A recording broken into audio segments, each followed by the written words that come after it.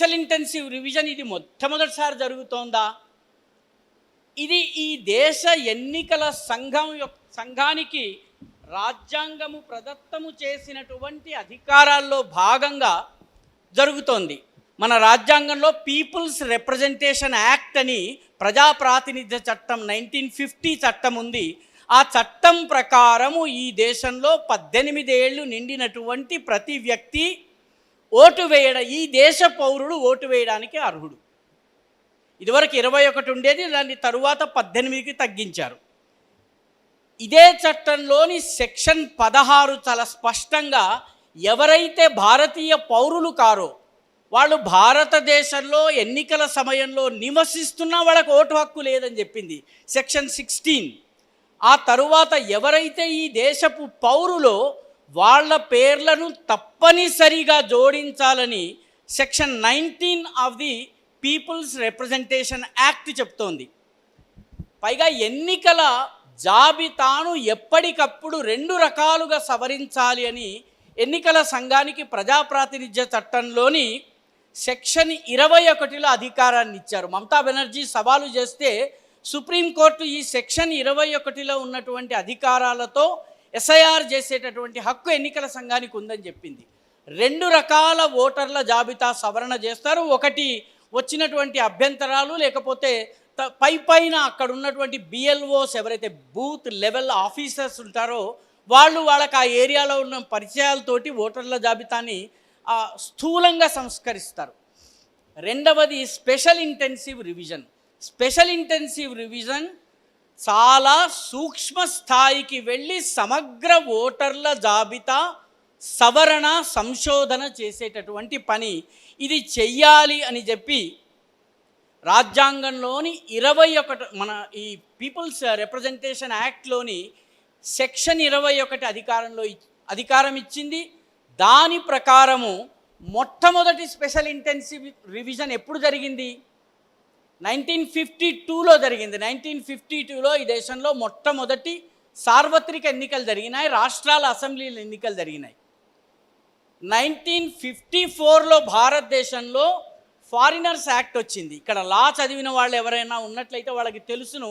1954 వరకు మన దేశంలో ఫారినర్ ఎవరు అన్నది నిర్ధారించే చట్టం లేదు. 54 వరకు ఇండియా పాకిస్తాన్ బార్డర్స్ వర్ ఓపెన్. బంగ్లాదేశ్ నుంచి భారత్కి రావచ్చు, భారత్ నుంచి బంగ్లాదేశ్కి పోవచ్చు, పాకిస్తాన్కి వెళ్ళొచ్చు, పాకిస్తాన్కి రావచ్చు. బార్డర్లు ఓపెన్ అండి. కేవలం ఒక ఉదాహరణ ఇస్తాను. ఇందర్ కుమార్ గుజరాల్ గారి తండ్రి పాకిస్తాన్ రాజ్యాంగ నిర్మాణంలో చాలా కీలక పాత్ర వహించి 1949లో భారతదేశానికి వచ్చారు. ఆయన కుమారుడు తండ్రితో పాటు 1949లో వచ్చాడు. ఈ దేశపు ప్రధానమంత్రి అయ్యాడు. ఎందుకంటే 54 వరకు ఎవడు ఫారినరో ఎవరు ఇండియనో నిర్ధారణ కాలేదు. సుప్రసిద్ధ హిందీ కవి సాహిర్ లుధియాన్వి పాకిస్తాన్కి వెళ్ళిపోయాడు. నేను ముస్లింని, పాకిస్తాన్కి వెళ్తానని. 6 నెలల తరువాత నేను శృంగార కవిత్వము, ప్రేమ కవిత్వం రాస్తే ముల్లాలు మౌలవీలు కొడతారని చెప్పి ఆయన మళ్ళీ ఇండియాకి తిరిగి వచ్చాడు.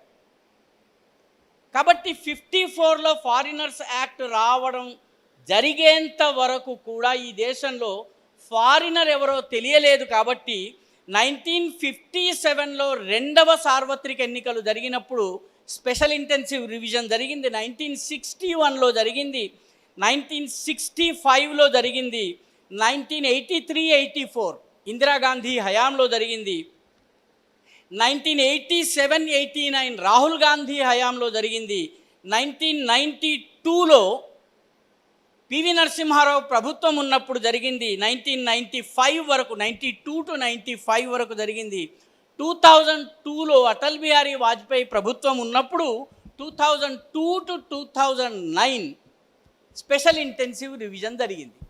కాబట్టి స్పెషల్ ఇంటెన్సివ్ రివిజన్ ఇది మొట్టమొదటిసారి కాదు. చాలామంది ఇదేదో బీజేపీ తీసుకొచ్చి ఓటర్ల జాబితాలో శత్రువుల పేర్లు తొలగిస్తోంది అని ప్రచారం చేస్తున్నారు. అది అబద్ధము.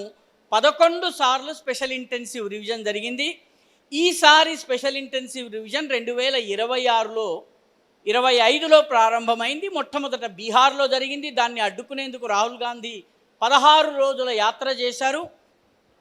విఫలమయ్యారు. తర్వాత బెంగాల్లో ప్రయత్నం జరిగింది. ఆ తర్వాత మిగతా మొన్న ఎన్నికలు జరిగిన 5 రాష్ట్రాల్లో ఎస్ఐఆర్ జరిగింది. మిగతా రాష్ట్రాలలో అభ్యంతరాలు రాలేదు.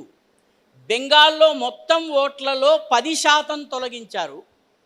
తమిళనాడులో మొత్తం ఓట్లలో 15% తొలగించారు. ఉత్తరప్రదేశ్లో స్పెషల్ ఇంటెన్సివ్ రివిజన్ జరిగింది. 18% ఓట్లు డెడ్, షిఫ్టెడ్ లేకపోతే డబుల్ ఎంట్రీ ఉన్నటువంటి పేర్లను 17% ఆఫ్ ద ఓటింగ్ లిస్ట్.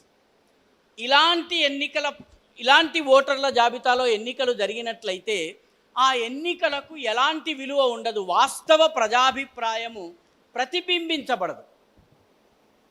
ఎందుకంటే 5,000 ఓట్లతో ఒక అభ్యర్థి గెలిచాడు అనుకోండి, అక్కడ చనిపోయిన ఓటర్ల సంఖ్య 11,000 ఉందనుకోండి, ఆ 11,000 పేర్లను ఒక పార్టీ వేసేసింది అనుకోండి. సో గెలుపోటముల్ని నిర్ధారించింది ఎవరు? చచ్చిపోయినవాడు. ఇలాగా ఒక ఆయన పాపం మొన్న ఎన్నికలు జరుగుతున్నప్పుడు వచ్చాడట. వచ్చి, ఏమండి పలానా వెంకట్రావు గారు ఓటేశారా అని అడిగట. వచ్చాడయ్యా, ఇప్పుడే ఓటేసి వెళ్ళిపోయాడు అంటే ఈ వ్యక్తి మళ్ళీ కన్నీళ్లు పెట్టుకుని తుడుచుకోవడం మొదలుపెట్టాట. ఎందుకయ్యా ఏడుస్తున్నావు అంటే, వెంకట్రావు గారు మా నాన్నగారండి, చనిపోయి 15 సంవత్సరాలైంది. ప్రతి ఎన్నికకి వస్తారు, ఓటేస్తారు, వెళ్ళిపోతారు, నేను వచ్చే లోపల వెళ్ళిపోతారండి. ఇలా చనిపోయిన వాళ్ళ పేర్లు, షిఫ్ట్ అయిపోయిన వాళ్ళ పేర్లు, లేకపోతే డబుల్ ఎంట్రీ ఉన్న పేర్లు ఉండకూడదు. బంగ్లాదేశీలు కానీ, రోహింగ్యాలు కానీ, ఆఖరికి నేపాలీలు కానీ